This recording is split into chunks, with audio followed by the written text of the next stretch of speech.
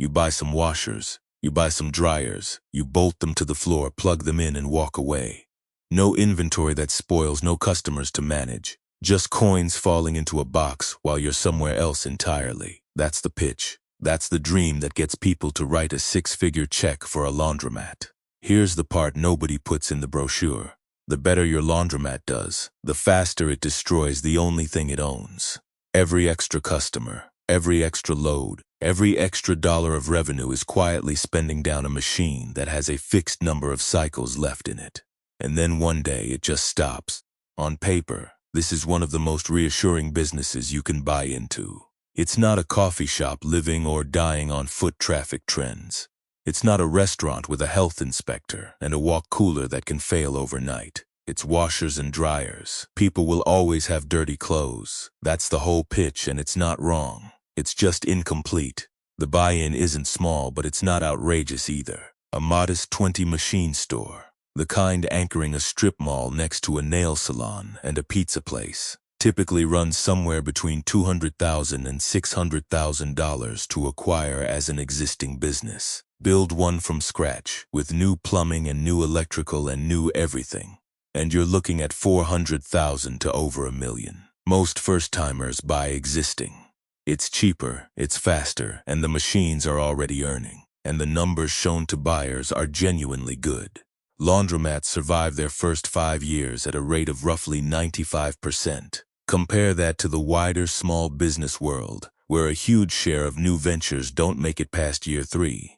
And you start to understand why this industry has quietly built a cult following among first-time investors. This isn't a business people back into. It's one they seek out, specifically because it looks safer than everything else on the list. Here's the appeal stated plainly: minimal staffing.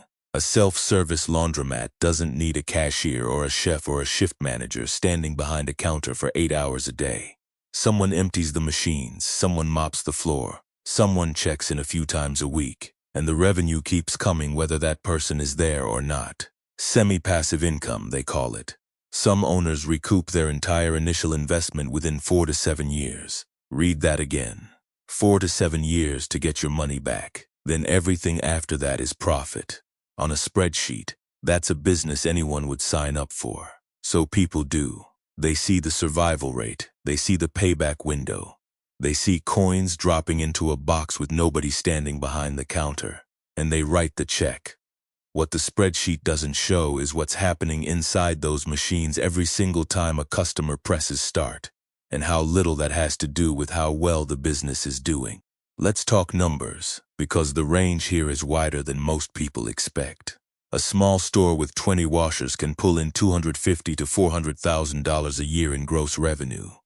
Go bigger. 40 to 60 machines planted in a dense rental neighborhood where half the building doesn't have in-unit hookups, and you're looking at $600,000 to $1 million.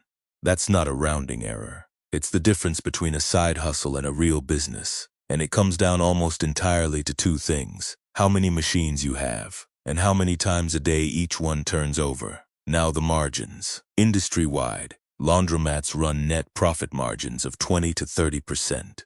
With the best-run stores hitting 50% or higher. Sit with that for a second. 50% is a margin most restaurant owners would trade a limb for. It's the number that gets passed around at industry meetups, the one that makes the whole pitch sound less like a business and more like a vending machine that never runs dry. But margin isn't revenue. Margin is what's left after a long list of costs takes its cut first, and that list is longer than the pitch decks let on. Start with rent. A laundromat needs real square footage, real plumbing, real electrical capacity, so you're paying commercial rent, whether the machines are full or empty. The rule of thumb is that rent should sit under 25% of gross revenue. $8,000 in rent against $36,000 in monthly revenue lands at roughly 22%. Healthy, the kind of number a buyer wants on a deal sheet. Push that past 30%. And the math starts working against you before you've paid a single kilowatt of electricity. Then there's the cost most people underestimate hardest: utilities. Water, sewer, gas, and electricity together eat up 20 to 30% of revenue. And that number climbs quietly and permanently as your equipment ages. A 10-year-old dryer doesn't dry clothes as efficiently as a 2-year-old one. It just runs longer to do the same job, and every extra minute is gas or electricity you're paying for and not getting back. Add supplies, a few $100s a month for detergent and cleaning products, small on its own, easy to wave off. And then add the line item that deserves more attention than it usually gets: maintenance. The standard advice is to set aside 5 to 10% of gross revenue for equipment repair. Here's the problem with that number. It's an average, and averages are calm. They assume repairs spread politely across 12 months. Real machines don't fail politely. They fail in clusters, usually right when traffic is highest, right when the store can least afford 4 washers sitting dark with out-of-order signs taped to the glass. Stack it up. Rent under 25% if you're disciplined. Utilities at 20 to 30% and rising. Supplies a few points more. Maintenance 5 to 10% on a good year and nowhere close to that on a bad one. Add it together, and that headline 50% margin starts looking a lot more like the 20 to 30% that's actually typical. Not because anyone lied on the pitch deck, because the pitch deck shows you the best month, not the average one. And here's the detail that turns this from an expensive business into something more specific. Every one of these cost lines gets worse in direct proportion to how well the business is doing. A slow laundromat with half-empty machines burns through less water, less gas, less wear on the drum bearings, and needs fewer repairs. A packed laundromat, the one hitting $600,000 a year, the one every buyer dreams of owning, is running its machines almost continuously, which means it's burning through utilities faster, and burning through the physical lifespan of its equipment faster too. Think about it this way. A home washing machine might run 3 or 4 loads a week and last a decade without much drama. A commercial washer in a busy laundromat can run 15 to 20 loads a day, 7 days a week. That's not double the wear of a home machine. That's not even close. It's an order of magnitude more cycles crammed into the same calendar year, which means the clock on that machine's useful life isn't ticking at the same pace as the clock on your wall calendar. It's ticking at the pace of your success. So the laundromat that's crushing it, full parking lot, machines running from 6 in the morning until midnight, revenue at the top of the range, isn't coasting toward that 50% margin everyone talks about. It's racing towards something else.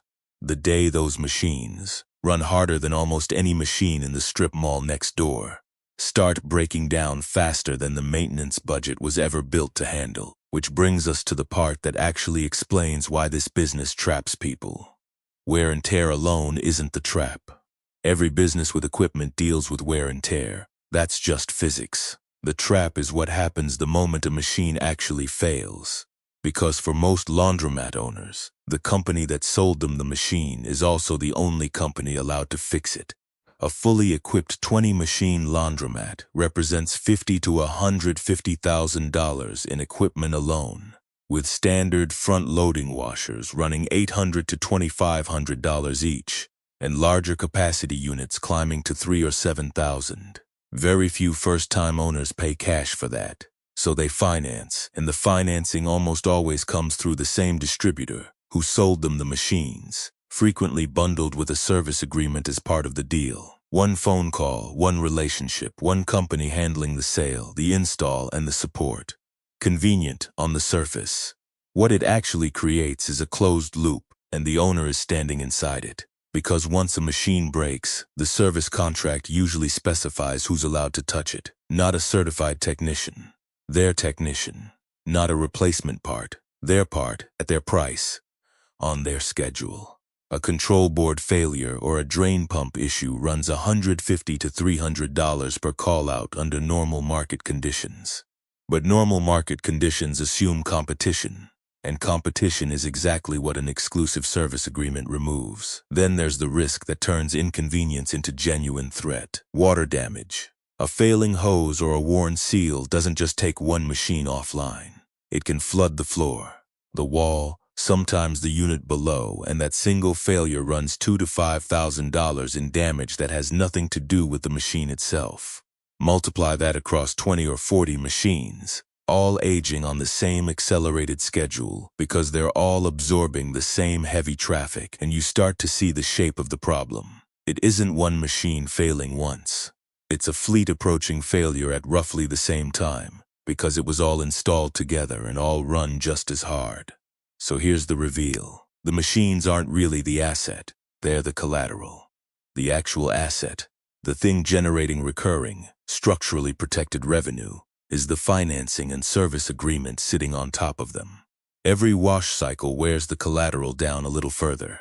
Every breakdown sends money back to the same distributor who financed the purchase, whether that money arrives as a repair invoice, a replacement part, or eventually a whole new equipment order, once the old fleet is too far gone to save.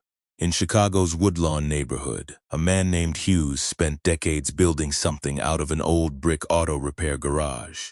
He'd taught himself to fix laundry machines with no formal training, turned it into a business called Woodlawn Coin-Op Cleaners, and eventually built it into an operation known as Laundry World, a fixture in the neighborhood for 50 years. By 2010, new laundromats were opening around him. To stay competitive, Hughes took out a $625,000 SBA loan and used it to buy 155 new washers and dryers. On paper, this was exactly the right move. Reinvest in modern equipment, stay ahead of newer competitors, protect the business for another generation. Then the lender he'd borrowed from collapsed during the financial crisis. His loan got sold, passed to a new servicer, and the terms he thought he understood stopped being stable. By 2015, Hughes was in federal court, alleging the new loan holder was intentionally stalling on modifying his terms. That case got dismissed. In 2016, he filed for Chapter 11 bankruptcy, trying to reorganize the debt on terms he could actually manage. And this is where the story turns from a financing dispute into a lesson about what equipment failure really costs a leveraged business. During the bankruptcy proceedings, the motor on one of his washers burned out, an ordinary, unremarkable laundromat problem, the kind that happens somewhere in almost every store every month. A repairman came, fixed it, and Hughes bid the bill. $354. Read that again. $354. That's not the headline number in this story. It's the opposite. It's almost nothing. But because Hughes was mid-bankruptcy, he needed court authorization before spending company funds, and he paid that repair bill without getting it first. His lender's legal team seized on it. That single unauthorized repair became the argument for converting his case from Chapter 11, reorganization, where Hughes keeps running the business while paying down debt on new terms, to Chapter 7, liquidation, where a trustee sells off the company's assets to satisfy the loan. A 50-year business built by one man teaching himself to fix washing machines in a converted auto garage didn't collapse because of a market downturn or a competitor undercutting his prices. It collapsed in the end because of routine equipment repair, the exact kind of expense every laundromat owner budgets for, and every laundromat owner underestimates, became the technical justification for losing the entire business. Compare that to a quieter, more common version of the same trap. Buyers who acquire an existing laundromat running on 15-year-old equipment often get a discount on the purchase price, because everyone can see the machines are aging. What frequently isn't priced in is how fast that clock accelerates once real customer volume hits those older units. Failures climb sharply within a few years. Repair costs stack up faster than the budget anticipated. Customer satisfaction erodes as more machines sit dark with out-of-order signs, and the owner ends up forced into a full retool years earlier than the deal ever accounted for. Different scale, same shape. One story ends in a courtroom, over $354. The other ends in an unplanned six-figure retool a buyer thought they had years to prepare for. Both start in the same place, a business that looked stable on the day it was bought, sitting on top of machines that were already quietly running out of time. So who actually wins here? Not the owner behind the counter, and often not even the customer feeding coins into the slot. It's the equipment distributor, the company that financed the machines, wrote the service contract, and locked in the repair relationship before a single load of laundry ever got washed. They get paid on the sale, they get paid on the financing, and every time a machine breaks, which happens faster the more successful the store becomes. They get paid again. It's the only party in this arrangement that profits whether the laundromat thrives or struggles. Best case. An owner who buys equipment outright instead of financing it, negotiates a service arrangement that isn't exclusive, and treats that 5 to 10% maintenance line as an actual reserve fund, sitting untouched until it's needed. That owner still deals with breakdowns. They just aren't captive to one vendor's pricing when it happens, and a bad month doesn't turn into an existential threat. Worst case looks a lot like Hughes. Financed equipment, thin cash reserves, a lender who can call the terms into question, and a business running just successful enough that the machines are wearing out faster than anyone budgeted for. It doesn't take a catastrophic failure to end a business built like that. It takes an ordinary one, at exactly the wrong moment, with no cushion underneath it. That's the part worth sitting with. This isn't a business that fails because people stop needing clean clothes. Demand never goes away.